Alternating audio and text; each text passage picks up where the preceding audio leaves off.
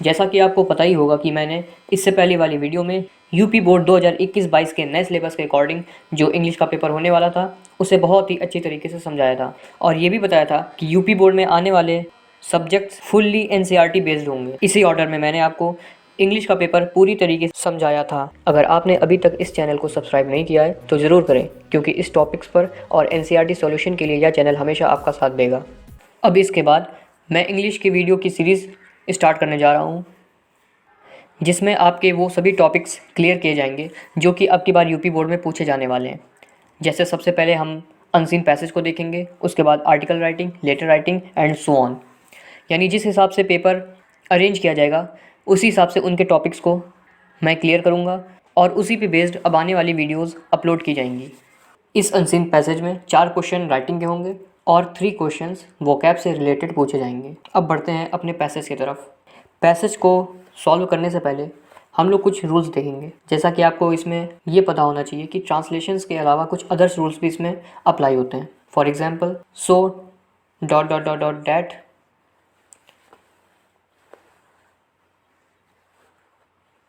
Neither dot dot dot nor, और उसके बाद हैड डॉट डॉट डॉट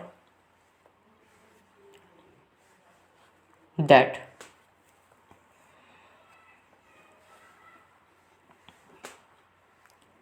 ये 3 रूल्स हैं जो ज़्यादातर इन पैसेजेस में यूज़ होते हैं।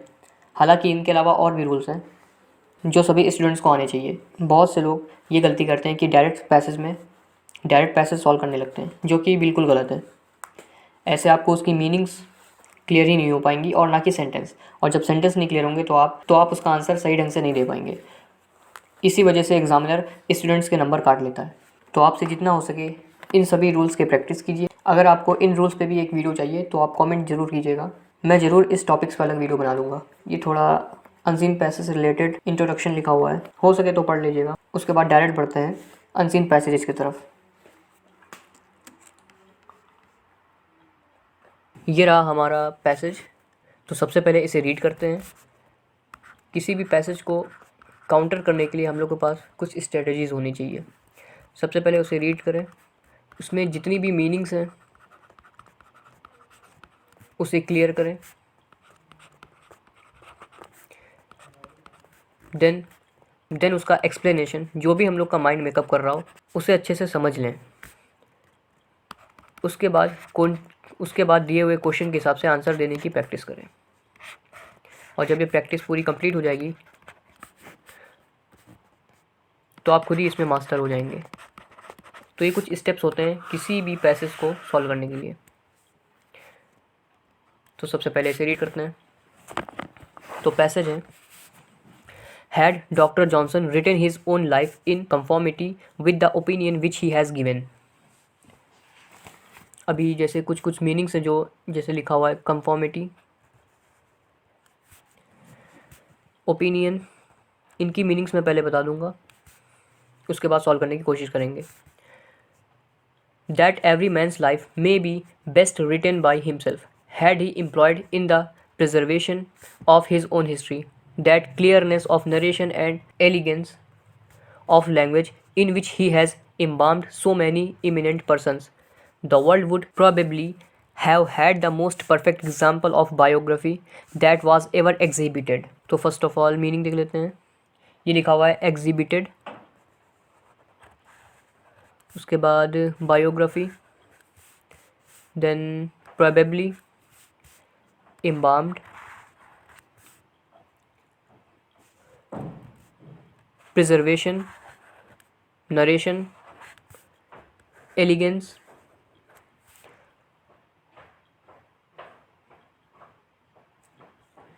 इसके बाद और अगर मीनिंग्स फंसती हैं तो उसे भी लिख देते हैं।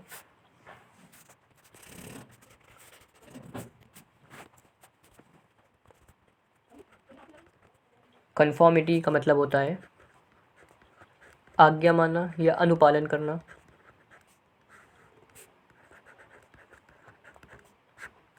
अगर इसी कंफॉर्मिटी के आगे टू लगा देंगे, जिसको हम लोग इन्फाइनेटिव वर्ब बोलते हैं, तो ये अपने आप करना जुड़ जाएगा, नहीं तो इसकी मीनिंग सिर्फ अनुपालन कंसीडर की जाएगी। उसके बाद मीनिंग है ओपिनियन, ओपिनियन तो पता ही होगा, ओपिनियन इज़ द सेंस राय। उसके बाद प्रिजर्वेशन, प्रिजर्वेशन का मतलब है संरक्षण। इसे आम लैंग्वेज में आप बचाव भी कह सकते हैं।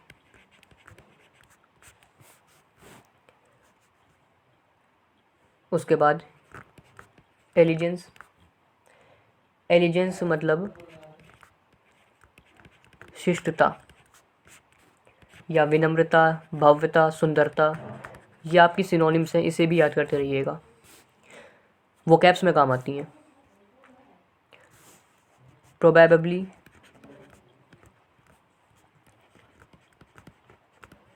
शायद, और बायोग्राफी, इसका तो सिंपल मीनिंग और है, आम बोलचाल भाषा में यूज़ होती है, जीवनी। उसके बाद एग्जिबिटेड,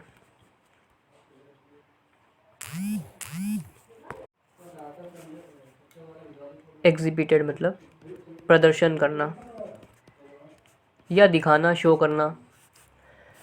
तो ये इंपॉर्टेंट मीनिंग्स है इसकी, इसे आपको लर्न करना है। और अगर ऐसे ही कम से कम आप 10 पैसेजेस की प्रैक्टिस करते हैं तो इस हिसाब से आपकी कम से कम 80 मीनिंग्स तैयार हो जाएंगी, जो आपकी सिनोनिम्स में, एंटोनिम्स में बहुत ही काम आएंगी। तो स्टार्ट करते हैं अपना पैसेज।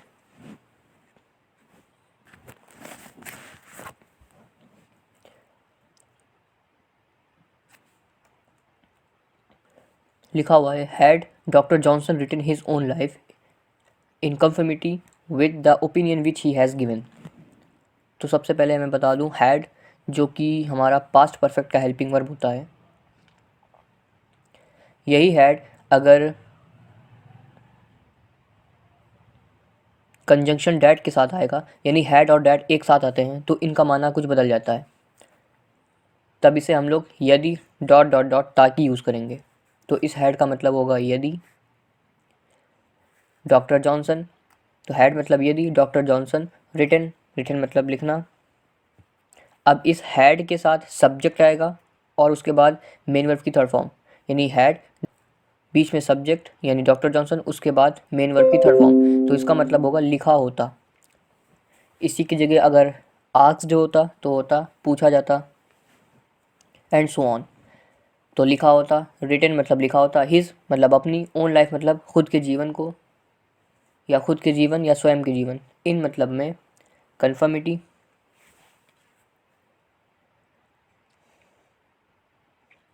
ऊपर वाली लाइन का मतलब हुआ एक, यदि डॉक्टर जॉनसन ने अपने जीवन को लिखा होता, कैसा लिखा होता, आगे कह रहा है कन्फर्मिटी, कन्फर्मिटी मतलब, कन्फर्मिटी मतलब जैसा डॉक्टर जैसा के जगह पर हम लोग अनुरूप लिखेंगे, ये ज़्यादा बेटर है। अनुरूप इज़ द सेंस मन मुताबिक।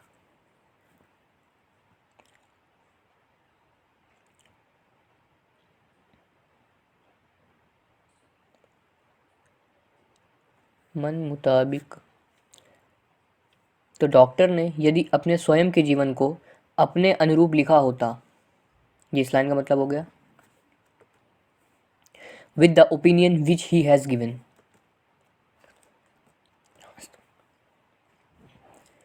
विद मतलब के साथ, ओपिनियन, ओपिनियन मतलब विचार, विच मतलब जो, ही हैज़ गिवन मतलब उन्होंने दिया या उनके द्वारा किया गया होता। अब यहाँ पे करना किसके सेंस में आ रहा है, रिटन के सेंस में। तो पूरी हिंदी हो गई, अगर डॉक्टर जॉनसन, जॉनसन को मैं जे बना दे रहा हूँ, ने अपने खुद के जीवन को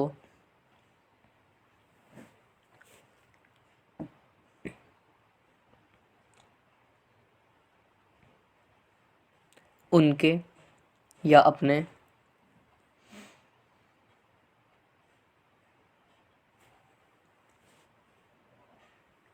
दिए गए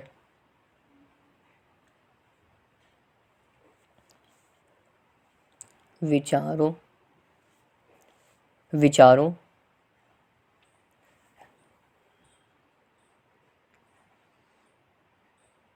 अपने दिए गए विचारों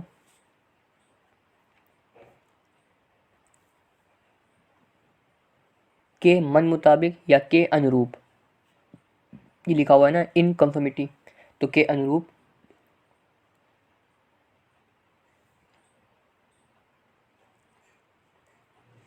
लिखा होता। ये लिखा होता इसलिए यूज़ हो रहा है क्योंकि स्टार्टिंग में हैड, उसके बाद सब्जेक्ट, उसके बाद मेन वर्ब की थर्ड फॉर्म लिखी हुई है।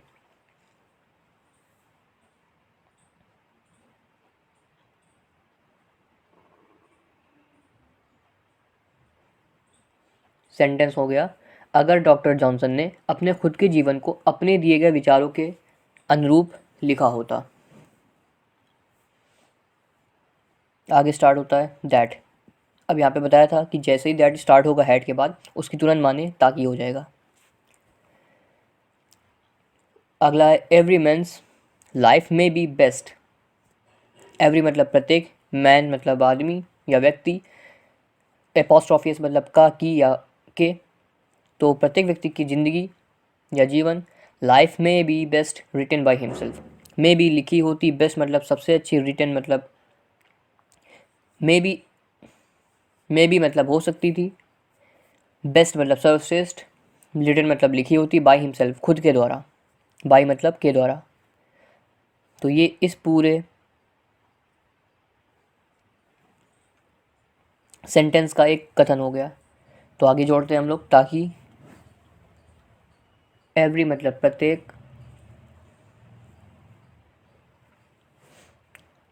मैन मतलब व्यक्ति, एपोस्ट्रोफियस का लिया है का, लाइफ मतलब जीवन, मे बी हेल्पिंग वर्ब है, इसको छोड़ते हैं, स्टार्टिंग होगा हिमसेल्फ यानी स्वयं के द्वारा, बाय हिमसेल्फ मतलब स्वयं के द्वारा, रिटन मतलब लिखा होता, कैसा लिखा होता, बेस्ट यानी सर्वश्रेष्ठ या सर्वोत्तम,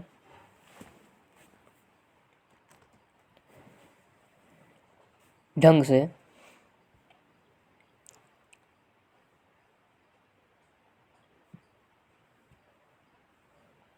या मे बी का माना इस सेंस में होगा लिखा होता या लिखा जाता,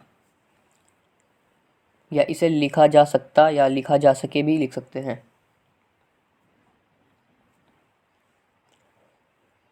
यहाँ पे एक और चीज़ नोटिस करने वाली है कि हैड डैट में यदि ताकि की जगह कुछ और भी शब्द हम लोग जोड़ सकते हैं, वो शब्द हम लोग को पूरे सेंटेंस को पढ़ने के हिसाब से जोड़ना पड़ेगा, क्योंकि किसी भी कंजक्शन में जिसमें दो वर्ड्स आते हैं उसमें कोई फिक्स मीनिंग्स नहीं होती हैं। तो सेंटेंस हुआ, अगर डॉक्टर जे ने अपने खुद के जीवन को अपने दिए गए विचारों के अनुरूप लिखा होता, ताकि प्रत्येक व्यक्ति का जीवन स्वयं के द्वारा सर्वोत्तम ढंग से लिखा जा सके। अब इसमें अगर और ताकि में कोई सेंस नहीं बन रहा है, तो इसलिए हम ताकि की जगह पे या तो लिख सकते हैं और जिससे लिख सकते हैं। और ध्यान रहे जब तो लिखेंगे तो लास्ट में जो मे बी के हम लोग ने हिंदी लिखी है उसमें जा सकता था लिखना पड़ेगा। तो देखते हैं इसमें क्या करेक्शन हो सकता है। तो यहाँ ताकि की जगह अगर तो लिख देते हैं और जा सके की जगह जा सकता था लिख दें, तो सेंटेंस बेटर रहेगा, जा सकता था। अब आप सेंटेंस पढ़िए, अगर डॉक्टर जे ने अपने खुद के जीवन को अपने दिए गए विचारों के अनुरूप लिखा होता, तो प्रत्येक व्यक्ति का जीवन स्वयं के द्वारा सर्वोत्तम ढंग से लिखा जा सकता था। तो ये बेस्ट वे होगा इसको क्लियर करने का।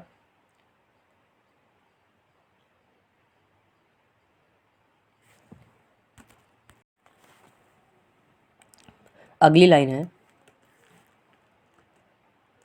had he employed in the preservation of his own history that clearness of narration and elegance of language in which he has embalmed so many eminent persons, the world would probably have had the most perfect example of biography that was ever exhibited.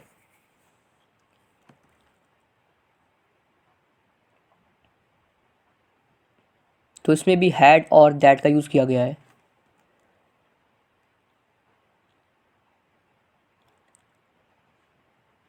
इसे लिख लेते हैं, had अगर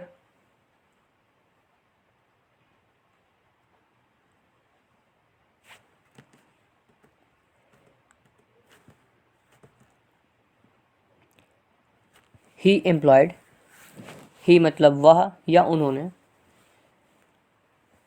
अब जैसा आपको पता है कि हम लोग किसी भी सेंटेंस को पीछे से कवर करने की कोशिश करते हैं, यानी पीछे से मीनिंग बनाते हैं। तो सबसे लास्ट में देखा हमने कॉमा, कॉमा से पहले लिखा है ओन हिस्ट्री। किसकी हिस्ट्री? हिज ओन हिस्ट्री, यानी अपने इतिहास, अपने खुद के इतिहास। तो होगा अगर उन्होंने अपने इतिहास को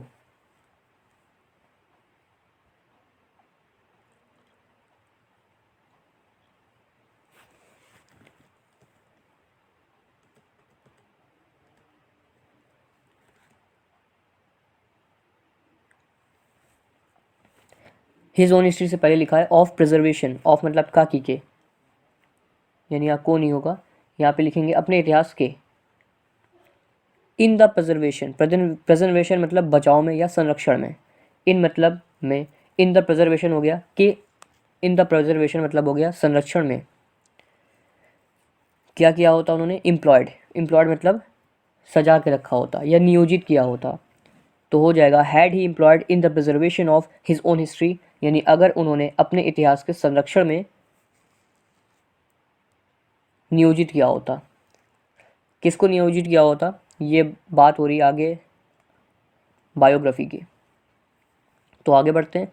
दैट क्लियरनेस ऑफ नरेशन, यानी तो क्लियरनेस ऑफ नरेशन, नरेशन मतलब कथन, ऑफ मतलब का की के, क्लियरनेस मतलब स्पष्टता। तो कथन या उनके द्वारा कही गई बात, कही गई बात या कही हुई बात क्या होती? क्लियरनेस होती, यानी स्पष्ट होती। तो कही हुई बात की स्पष्टता। एंड, एंड मतलब और,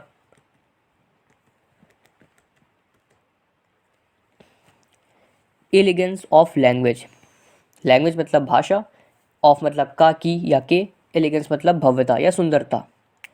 तो कही भी बात की स्पष्टता और एलिगेंस ऑफ लैंग्वेज यानी भाषा की भव्यता, इन विच जिसमें ही हैज़ इम्बाम्ड, इन विच जिसमें, ही मतलब उन्होंने, हैज़ एक मेन वर्ब है, सॉरी हैज़ एक हेल्पिंग वर्ब है, उसके बाद इम्बाम्ड।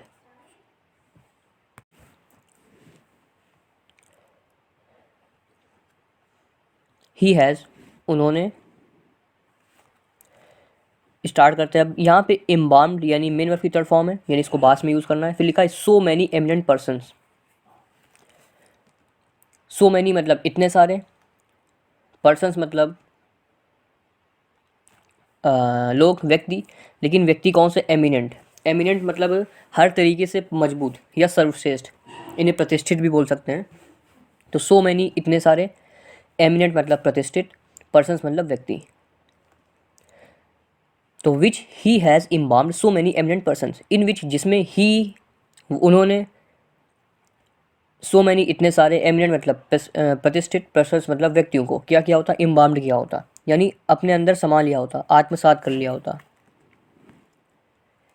तो इस पूरे सेंटेंस का मतलब होगा अगर उन्होंने अपने इतिहास के संरक्षण में नियोजित किया होता तो उनके द्वारा जो कही हुई बात थी और उनकी भाषा की जो भव्यता थी उसमें उन्होंने बहुत सारे प्रतिष्ठित व्यक्तियों को आत्मसात कर लिया होता। तो इस तरीके से इस पूरे पैसेज का मतलब हुआ। देखिए मैं इसी पैसेज में इतना टाइम ले रहा हूँ, उसके बाद पैसेज जल्दी से हम लोग डील करने की कोशिश करेंगे क्योंकि पहला पैसेज है, इसलिए इसे अच्छे से समझना होगा ताकि आगे आने वाले पैसेज को भी हम अच्छे से डील कर सकें। डील कुछ नहीं करना, मैंने स्ट्रेटेजी बता दी, इसकी स्टेप्स बता दिए। सबसे पहले आपको मीनिंग फाइंड करनी है और उस मीनिंग का एकदम रट्टा मारना है, आपको रटी होनी चाहिए क्योंकि कभी कभी जब सेंटेंस नहीं क्लियर होता तो वहाँ पे मीनिंग्स अपने आप सेंटेंस बना देती हैं। उसके बाद ढेर सारी प्रैक्टिस बस, यानी आपको पैसेज सबसे पहले डील करना सीखना होगा और जब आप डील करने लग जाएंगे तो आपको पैसेज ईजी लगेंगे और जब पैसेज ईजी लगने लगेंगे तो आप उसे क्रैक कर पाने में सक्सेस हो पाएंगे। आगे बढ़ते हैं। आगे लिखा हुआ है the world would probably have had the most perfect example of biography that was ever exhibited। इसे इरेज कर लेते हैं, ये रहा बॉक्स। तो लिखा है द वर्ल्ड, वर्ल्ड मतलब शायद, द वर्ल्ड, वर्ल्ड मतलब संसार, प्रोबेबली का मतलब होता है शायद, या जिसे हम लोग तुक्का बोलते हैं, या हो भी सकता है या नहीं हो सकता है, इज द सेंस प्रोबेबली। तो द वर्ल्ड वुड, प्रोबेबली क्योंकि एक एडवर्ब है, इसे सबसे पहले यूज़ करना सही होगा, तो शायद द वर्ल्ड, द वर्ल्ड मतलब संसार या दुनिया। वुड हैव का मतलब होता है किसी भी सब्जेक्ट के पास होना, तो यहाँ पे सब्जेक्ट क्या है, द वर्ल्ड, तो दुनिया के पास। The most perfect example of biography, ये पूरा ऑब्जेक्ट है मेरा। एग्जाम्पल ऑफ बायोग्राफी, बायोग्राफी मतलब जीवनी, ऑफ मतलब का, की के, यानी यहाँ का लगेगा, एग्जाम्पल मतलब उदाहरण, कैसा उदाहरण, द मोस्ट परफेक्ट उदाहरण, द मोस्ट परफेक्ट एग्जाम्पल यानी सबसे अच्छा उदाहरण। तो शायद दुनिया के पास जीवनी का सबसे अच्छा उदाहरण वुड हैव मतलब होता, किसके पास होता, दुनिया के पास होता। तो इसका, इस पूरी लाइन का मतलब होगा the world would probably have had the most perfect example of biography, यानी शायद दुनिया के पास जीवनी का सबसे अच्छा उदाहरण होता। फिर आगे लिखा है that was ever exhibited, that मतलब जो,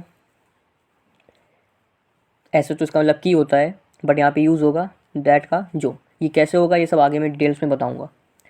दैट वॉज एवर एग्जिबिटेड, जो कभी लिखा गया होता या प्रदर्शित किया गया था। तो इस तरीके से पूरा पैसेज हम लोग ने एक डील किया।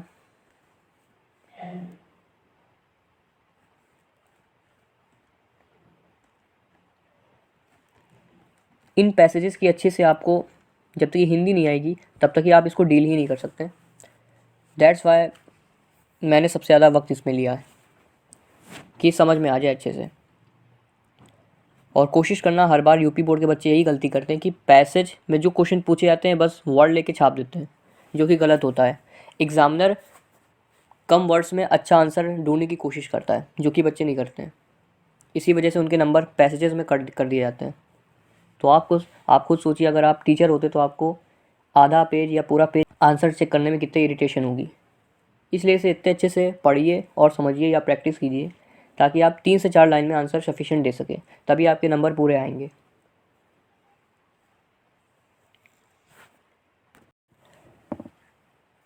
तो बढ़ते हैं अगले पैसेज की तरफ।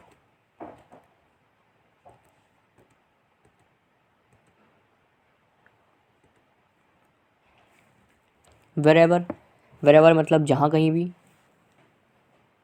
नरेटिव, नरेटिव मतलब कथन। इज़ नेसेसरी, नेसेसरी मतलब आवश्यक। टू एक्सप्लेन यानी समझाने के लिए। कनेक्ट जोड़ने के लिए। एंड सप्लाई, सप्लाई मतलब देने के लिए या आपूर्ति करने के लिए। आई फर्निश, फर्निश मतलब प्रस्तुत करना। आई फर्निश में प्रस्तुत करता हूँ इट इसे, टू बी बेस्ट मतलब सर्वश्रेष्ठ, ऑफ माई एबिलिटीज़ मेरी योग्यताओं में से। But in the chronological, chronological मतलब लगातार आने वाली या क्रम से आने वाली, सीरीज़ मतलब श्रृंखला, ऑफ जॉनसन्स लाइफ मतलब जॉनसन्स की ज़िंदगी की। Which I trace as distinctly as I can, तो ट्रेस एज डिस्टिंक्टली मतलब स्पष्ट रूप से पीछा करना या स्पष्ट रूप से देख सकना। यहाँ ट्रेस का मतलब या देख सकने के लिए लगाएंगे। एज आई कैन जैसा कि मैं कर सकता हूँ। ईयर बाई ईयर साल दर साल या प्रत्येक वर्ष में आने वाली। आई प्रोड्यूस यानी मैं उत्पादन करता हूँ। वेर एवर जहाँ कहीं भी। It is in my power जहाँ कहीं भी ये मेरे पावर के अंदर या मेरी ताकत या योग्यता के अंदर होता है। His own minutes, letters and conversation, conversation मतलब बातचीत।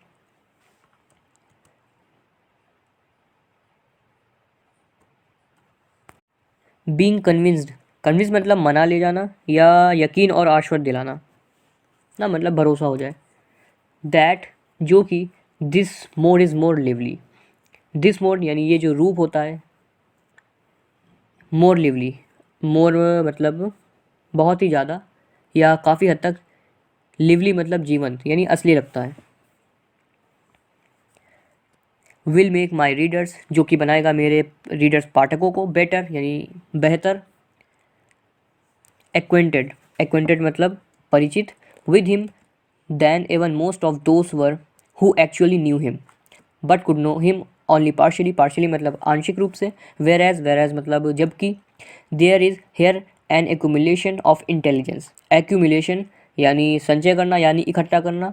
ऑफ इंटेलिजेंस मतलब बुद्धिमत्ता. From various points. वेरियस मतलब विभिन्न प्रकार के या बहुत तरीके की. पॉइंट्स मतलब बिंदुओं पर. बाय विच हिज कैरेक्टर मतलब व्यक्तित्व. इज मोर फुली अंडरस्टूड मतलब समझाया हुआ. एंड इलस्ट्रेटेड मतलब बहुत ही अच्छी तरीके से व्याख्यित या व्याख्या किया हुआ. तो इस पैसेज में ढेर सारी मीनिंग्स मिली हैं जिन्हें आपको नोट कर लेना चाहिए और कहीं ना कहीं ये सिनोनिम्स में भी काम आएंगी. अब देखते हैं इस पूरे पैसेज का मीनिंग. इसमें जो ऑथर वो ये कहना चाह रहा है कि wherever narrative is necessary to explain connect and supply. जहाँ कहीं भी जो नरेटिव होता है, कथन होता है, उसे व्याख्यित करने में यानी एक्सप्लेन करने में, कनेक्ट यानी जोड़ने में, और आपूर्ति करने में यानी देने में. यानी जहाँ कहीं भी नरेटिव इज़ नेसेसरी, जहाँ कहीं भी कथन आवश्यक होता है एक्सप्लेन करने के लिए, कनेक्ट करने के लिए और सप्लाई करने के लिए यानी व्याख्या करने के लिए, जोड़ने के लिए और आपूर्ति करने के लिए. जहाँ कहीं भी कथा आवश्यक होती है, आई फर्निश इट, मैं इसे प्रस्तुत करता हूँ. To the best of my abilities, जितने की अंदर मेरे सबसे अच्छी योग्यता है, यानी मेरे अंदर जितनी भी योग्यता है मैं उसका सबसे सर्वश्रेष्ठ देने की कोशिश करता हूँ इन सब कथनों को पाठकों तक पहुँचाने के लिए. But in the chronological series, but यानी लेकिन, इन द क्रोनोलॉजिकल यानी क्रम से आने वाली, सीरीज़ यानी श्रृंखलाओं में, ऑफ जॉनसन्स लाइफ, जॉनसन्स की ज़िंदगी की जो क्रम से आने वाली श्रृंखला है, विच आई ट्रेस, जिसका मैं पीछे कर सकता हूँ या जिसे मैं देख सकता हूँ, एज डिस्टिंक्टली यानी स्पष्ट रूप से. यानी बट इन द, लेकिन मैं क्रम से आने वाली श्रृंखलाओं को, किसकी, जॉनसन्स की लाइफ की, जॉनसन्स की ज़िंदगी की क्रम से आने वाली लाइफ यानी जीवन को मैं जितने अच्छे से या जितने स्पष्ट रूप से देख सकता हूँ, एज आई कैन, देख सकता हूँ. ईयर बाय ईयर, साल दर साल. आई प्रोड्यूस, मैं उसे प्रस्तुत करता हूँ. पूरा मतलब हुआ, wherever narrative is necessary to explain, connect and supply, I furnish it to the best of my abilities, but in the chronological series of Johnson's life, which I trace as distinctly as I can, year by year. जहाँ कहीं भी कथा, जहाँ कहीं भी व्याख्या करने के लिए, जोड़ने के लिए और आपूर्ति करने के लिए कथा आवश्यक होती है, मैं इसे अपनी सर्वश्रेष्ठ क्षमता के साथ प्रस्तुत करता हूँ. लेकिन जॉनसन के जीवन की क्रम से आने वाली श्रृंखला में, जिसे मैं स्पष्ट रूप से देख सकता हूँ, साल दर साल मैं उसे उत्पादित करता रहता हूँ. उसके आगे लिखा हुआ है, wherever it is in my power, his own minutes, letters और conversation, being convinced that this more is more lively and will make my readers better acquainted with him. Wherever is it, जहाँ भी यह मेरी शक्ति में है. Wherever it is in my power, जहाँ तक मेरी काबिलियत के अंदर है या जहाँ तक मेरी शक्ति के अंदर है. His own minutes, उसके अपने जो दिए गए minutes मतलब यहाँ पे लगाएंगे पल. His own minutes, उसके खुद के पल. Letters मतलब पत्र और conversation या बातचीत. Being convinced in the sense और आश्वस्त हो जाती हैं ना. कन्विंस मतलब मनाना भी होता है और आश्वस्त हो जाती हैं. That this more is more lively, जो कि इस मोर मतलब इस रूप को इस बनाती हैं मोर ज़्यादा, लिवली मतलब जीवंत यानी असली. तो मतलब होगा, यहाँ से देखते हैं, आई प्रोड्यूस में उत्पादन करता हूँ. Wherever it is in my power, जहाँ तक कि ये मेरे शक्ति के अंदर होता है या मेरे काबू में होता है, मैं उसके अपने दिए गए क्षण यानी उसके मिनट्स यानी उसके पल, पत्र या वार्तालाप या आश्वस्त होने के कारण ये जो रूप है और भी असली लगता है. यानी उसके द्वारा दिए गए इस ऑथर को थोड़े क्षण, पत्र और जो भी उनके बीच में वार्तालाप होती हैं, तो इस बातचीत को ये और भी असली बनाता है. फिर आगे लिखा हुआ है will make my readers, will make my readers better. वही चीज़ आ गई कि ये बनाता है माई रीडर्स मेरे पाठकों को बेटर, बेटर मतलब और सर्वश्रेष्ठ। एक्वेंटेड मतलब परिचित, विद हिम उसके साथ, यानी ये जो बातचीत है इससे जो मेरे पाठक हैं, राइटर कहना चाहता है मेरे जो पाठक हैं उन्हें इस डॉक्टर की जो ये सब चीज़ें हैं वो और भी परिचित लगती हैं, यानी जानी पहचानी लगती हैं या फैमिलियर लगती हैं। Then even most of those were who actually knew him, then even most यहाँ तक कि ऑफ दोज उन लोगों में भी वर हु एक्चुअली जो कि वास्तव में न्यू हिम जो उन्हें जानते हैं, यानी यहाँ तक कि उनमें से भी अधिकतर जो वास्तव में उसे या डॉक्टर को जानते थे। बट लेकिन could know him only partially जो उस डॉक्टर को थोड़ा थोड़ा यानी आंशिक रूप से जानते थे। वेयर एज मतलब जबकि there is here an accumulation of intelligence, जबकि यहाँ विभिन्न वेरियस पॉइंट्स यहाँ से लेंगे, वेरियस मतलब विभिन्न तरीके से, पॉइंट्स मतलब बिंदुओं यानी विभिन्न बिंदुओं पर। तो वेयर एज जबकि विभिन्न बिंदुओं पर हेयर मतलब यहाँ एन एक्यूमुलेशन मतलब परिचित ऑफ इंटेलिजेंस, यानी जबकि यहाँ विभिन्न बिंदुओं से बुद्धि का क्या होता था, संचय होता था। मतलब लोग उसे जान भी रहे हैं, राइटर ये कहना चाह रहा है कि लोग उसे जो अच्छे से जानते थे वो तो ऊपर दी हुई बातों यानी उसके साथ बिताए हुए पल क्षण और पत्र की हुई बातों से जानते हैं, और जो उसे अच्छे से नहीं जानते हैं वो इस तरीके से जानते हैं कि whereas there is here an accumulation of intelligence from various points, यानी जहाँ कहीं भी बुद्धिमत्ता वाली चीज़ें या बिंदु होते थे उसके ज़रिए यानी उसके अनुसार लोग इस डॉक्टर को जानते हैं। बाय विच जिससे हिज कैरेक्टर उसका जो व्यक्तित्व है is more fully understood, fully मतलब पूरी तरीके से, अंडरस्टूड मतलब समझा हुआ होता था, एंड इलस्ट्रेटेड यानी बेहतर रूप से व्याख्यात होता था। यानी इन बुद्धिमत्ता बातों से डॉक्टर का जो चरित्र था वो लोगों के सामने और फुली अंडरस्टूड एंड इलस्ट्रेटेड बहुत ही अच्छे से निखर के आता है या समझा हुआ या बेहतर रूप से व्याख्यात होता है।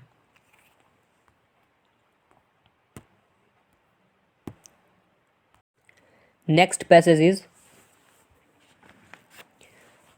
Indeed, I cannot conceive a more perfect mode of writing any man's life than not only relating all the most important events of it in their order.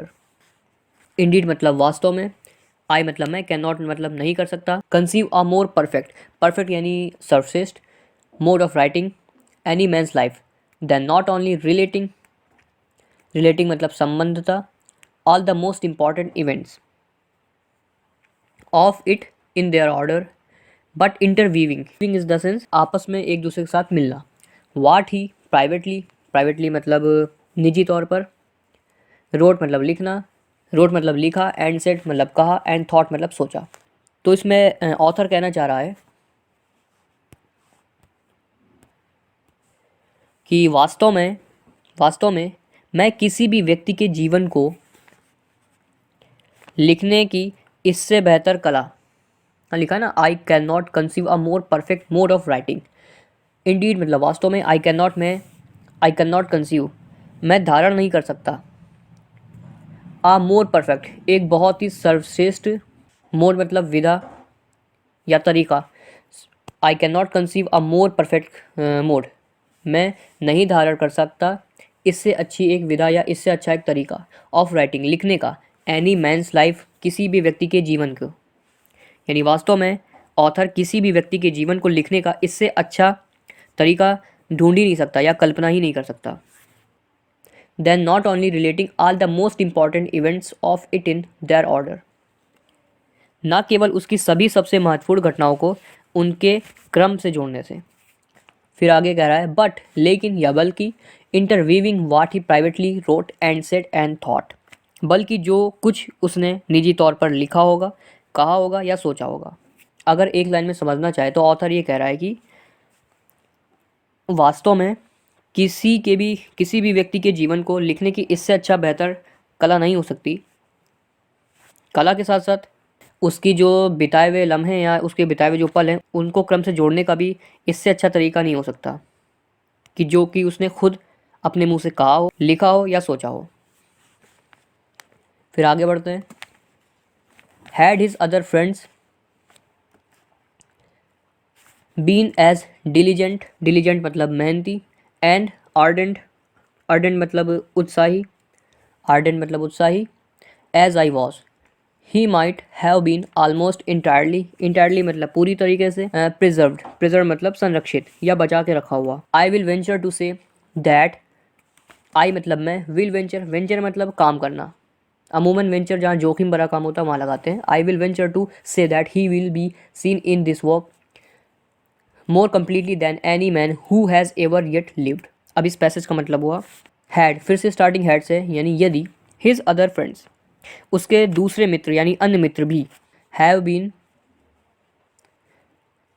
Friends, had his other friends been as diligent, been मतलब हो, यानी उसके, यदि उसके दूसरे अन्य friends भी, been मतलब हो, एज डिलीजेंट उतने ही मेहनती, एंड आर्डेंट और उतने ही उत्साही, एज आई वाज जितना कि मैं था, he might have been almost तो शायद वह लगभग पूरी तरीके से, ऑलमोस्ट लगभग, इंटायरली पूरी तरीके से, प्रिजर्व्ड मतलब संरक्षित होते।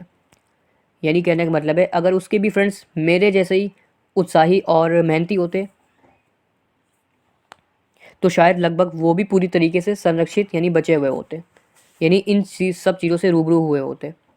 आगे है as it is, I will venture to say, as it is वैसे भी, आई वेंचर टू से मैं यह कहने का साहस करूँगा, in that he will be seen in his in this work, that he will be seen in this work कि वह भी इस काम में किसी भी व्यक्ति की तुलना में, मोर यानी अधिक, कम्प्लीटली पूरी तरीके से, then any man who has ever yet lived यानी पूरी तरीके से दिखाई देगा जो कि अभी तक जीवित है या इस लम्हे से गुजर रहा है। यानी पूरे सेंटेंस का एक बार फिर से देख लेते हैं। Indeed, I cannot conceive a more perfect mode of writing. वास्तव में मैं किसी भी व्यक्ति के जीवन को लिखने की इससे बेहतर कला या विधा या तरीका कल्पना ही नहीं कर सकता, न केवल उसकी सभी महत्वपूर्ण घटनाओं को उनके क्रम से जोड़ने की और ना उसे निजी तौर पर लिखने की, ना कहने की और सोचने की, जो कि उसे आपस में जोड़ रखे हैं। अगर उनके अन्य मित्र भी मेरी तरह मेहनती और उत्साही होते तो शायद वो भी लगभग पूरी तरीके से इसे महसूस कर सकते या इसे संरक्षित कर सकते। वैसे भी आई विल वेंचर टू से मैं यह कहने का साहस करूँगा, ही will be seen in this work more completely than any man who ever yet lived, then any man who has ever yet lived मतलब जो अभी तक व्यक्ति जिंदा है या जीवित है। मैं फिर से बता देता हूँ, as it is I will venture to say वैसे भी मैं कहने का साहस करूँगा, ही विल बी सीन वह इस काम में दिखाई देंगे, इन दिस वर्क मोर कम्प्लीटली पूरी तरीके से, देन एनी मैन की any man who has ever yet lived जो कि अभी तक जीवित है। इसमें ऑथर ये कहना चाह रहा है लास्ट की 3 लाइन्स में, वह यह कहने का प्रयास कर सकेगा कि वह इस काम को जितने अच्छे ढंग से देख सकता है उतना कि कोई भी व्यक्ति नहीं दे सकता, ऐसे व्यक्ति जो अभी तक जीवित हैं। यानी सभी जीवित व्यक्तियों में से लेखक इन सभी पहलुओं को अच्छे तरीके से एक्सप्रेस या डिस्क्राइब कर सकता है उनकी तुलना में जो अभी तक लोग जीवित हैं।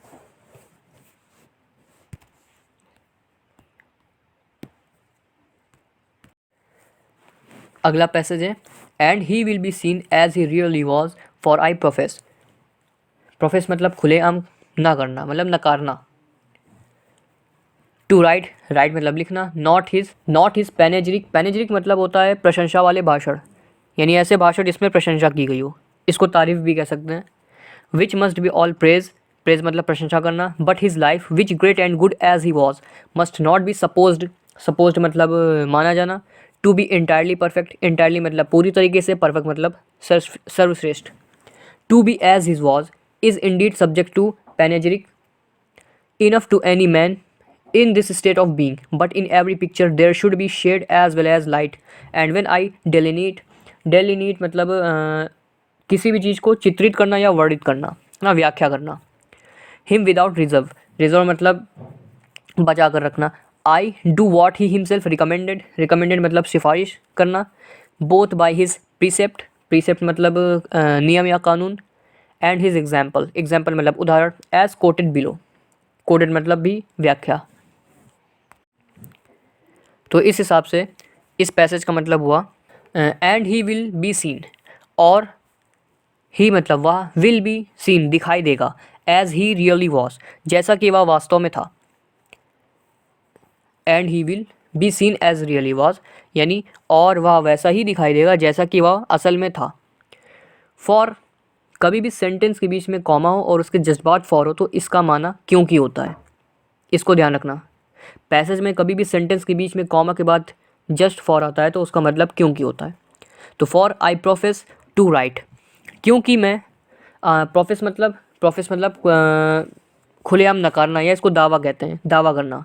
फॉर आई प्रोफेस, मैं दावा करता हूँ, टू राइट लिखने का, क्योंकि मैं लिखने का दावा करता हूँ। नॉट हिज पेनिग्रिक, पेनिग्रिक मतलब तारीफ, ना कि उसकी तारीफ।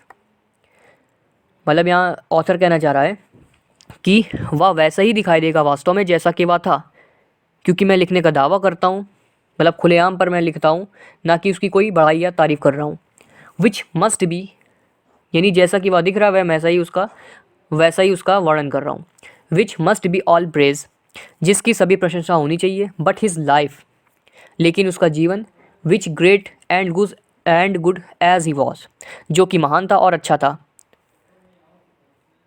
As he was must not be suppose, जो कि नहीं विचारा जाना चाहिए। टू बी इंटायरली परफेक्ट, सर्वश्रेष्ठ की तरह, यानी उसे पूरी तरीके से पूर्ण नहीं माना जाना चाहिए।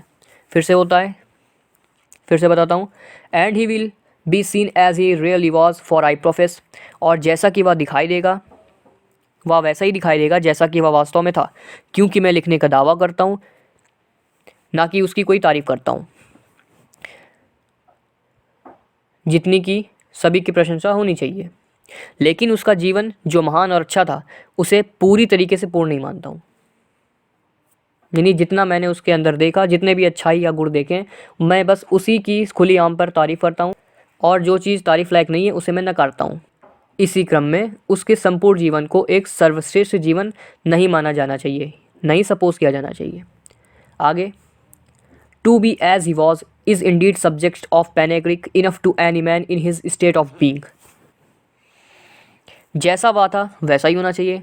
To be as he was का मतलब, इसे नोट डाउन कर लीजिए, to be as he was, ये बहुत यूज़ होता है। To be as he was, जैसा वह था वैसा ही होना चाहिए या वैसा ही होना। इंडीड, वास्तव में।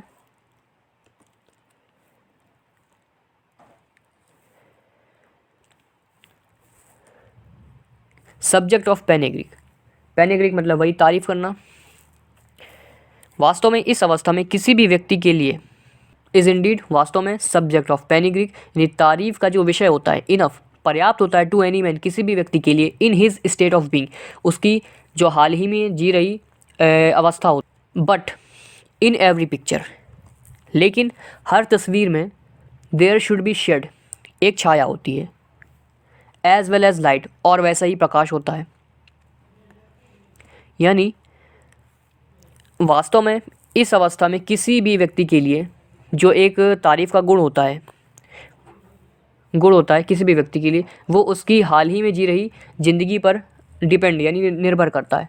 बट इन एवरी पिक्चर, लेकिन या परंतु हर पिक्चर में, there should be a shade एक छाया होती है, एज वेल एज लाइट और प्रकाश होता है।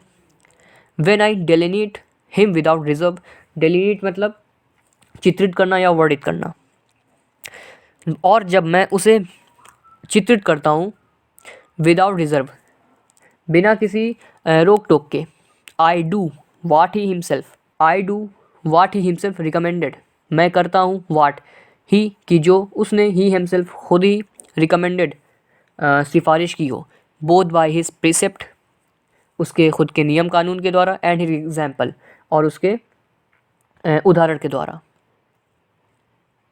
एज कोटेड बिलो जो कि नीचे दिए गए हैं, यानी उसके उपदेश और उसके उदाहरण दोनों को अनुसार जैसा कि नीचे वर्णित किया गया है मैं चित्रित करता हूँ। और लास्ट पैसेज है, if the biographer writes from personal knowledge and makes haste to gratify the public. If मतलब अगर, बायोग्राफर मतलब जो जीवनी लिखता है, जीवनी लेखक, राइट्स मतलब लिखता है, पर्सनल मतलब व्यक्तिगत, नॉलेज मतलब ज्ञान, एंड और मेक्स हेस्ट मतलब होता है जल्दबाजी करना। टू ग्रेटिफाई का मतलब जिस काम में संतुष्टि मिले। द पब्लिक, पब्लिक मतलब लोगों को।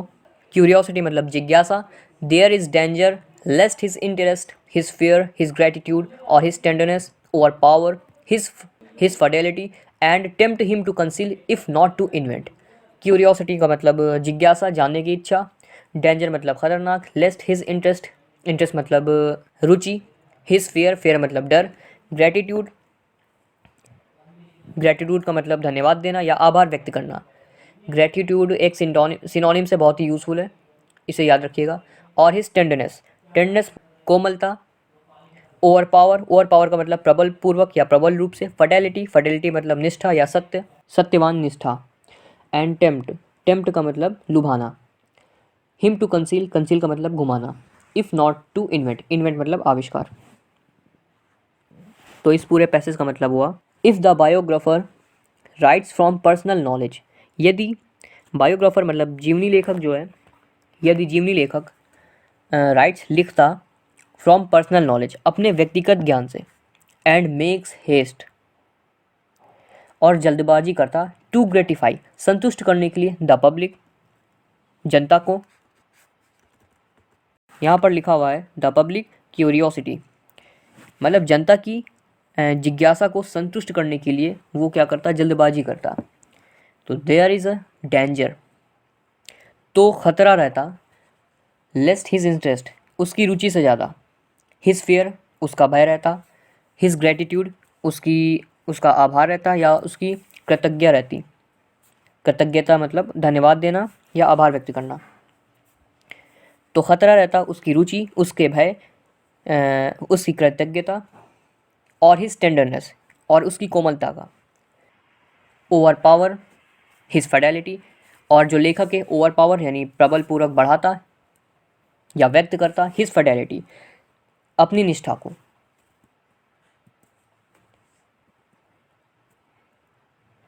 एंड टेम्प्ट, और लुभाता। टू कंसील, छुपाने के लिए। इफ़ नॉट टू इन्वेंट, यदि आविष्कार ना किया जाता या आविष्कार ना करने पर।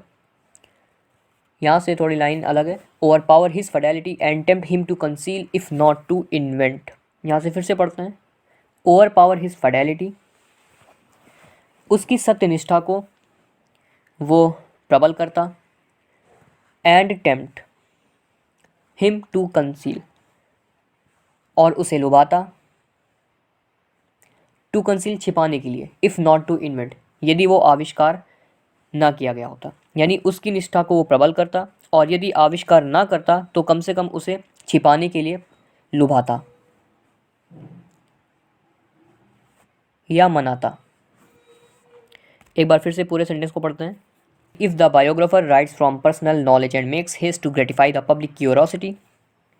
If the biographer writes from personal knowledge and makes haste to gratify the public curiosity, there is danger lest his interest, his fear, his gratitude or his tenderness overpower his fidelity.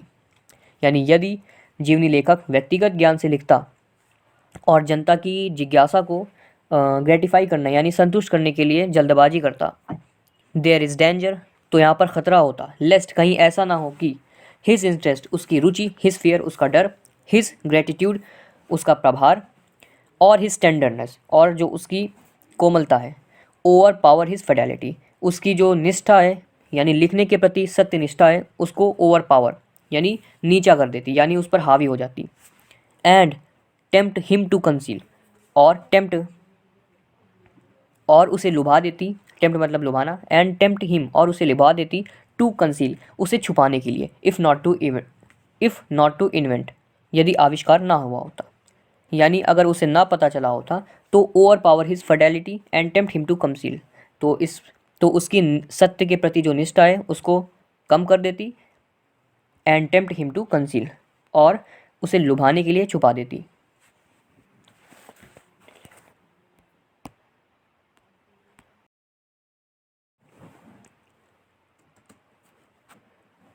अब बढ़ते हैं passages के questions की तरफ। जैसा कि मैं पहले ही बता चुका हूँ कि क्वेश्चन नंबर 1, 2, 3 और 4 राइटिंग बेस्ड होंगे, और लास्ट की 3 क्वेश्चंस यानी क्वेश्चन नंबर 5, क्वेश्चन नंबर 6 और क्वेश्चन नंबर 7 ये क्वेश्चंस होंगे वोकैब से रिलेटेड। तो बढ़ते हैं क्वेश्चन नंबर 1 पर। क्वेश्चन है, what was doctor Johnson's opinion on autobiographies. हमें पता है व्हाट एक क्वेश्चन वर्ड है, वाज हेल्पिंग वर्ब है, और डॉक्टर जॉनसन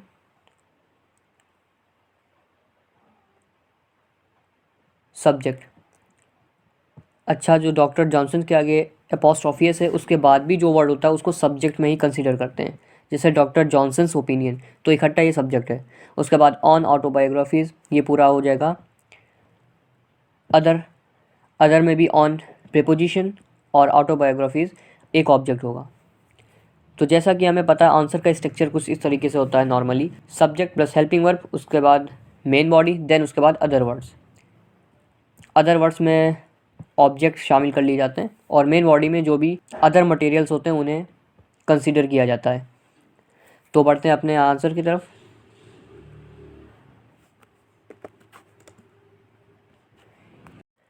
तो क्वेश्चन है, व्हाट वाज डॉक्टर जॉनसन्स, यानी व्हाट मतलब क्या, वाज मतलब था, डॉक्टर जॉनसन एपोस्ट्रोफियस का मतलब होता है का, की या के, ओपिनियन डॉक्टर जॉनसन का ओपिनियन ऑन ऑटोबायोग्राफीज आत्मकथा पर। क्या था डॉक्टर जॉनसन का ओपिनियन ऑटोबायोग्राफीज पर, यानी आत्मकथा पर डॉक्टर जॉनसन की राय क्या थी, ये हमसे क्वेश्चन पूछा जा रहा है। अब यहाँ बच्चे बहुत से गलती करते हैं कि वो अपना एक्स्ट्रा मटेरियल या एक्स्ट्रा कुछ वर्ड्स डाल देते हैं। ये बिल्कुल नहीं करना है। आपको पैसेजेस में जो भी ABC पूछा जाएगा उसी ABC के फॉर्म में आपको फाइंड करके आंसर देना है। ये रहा, तभी आपके मार्क्स पूरे होंगे।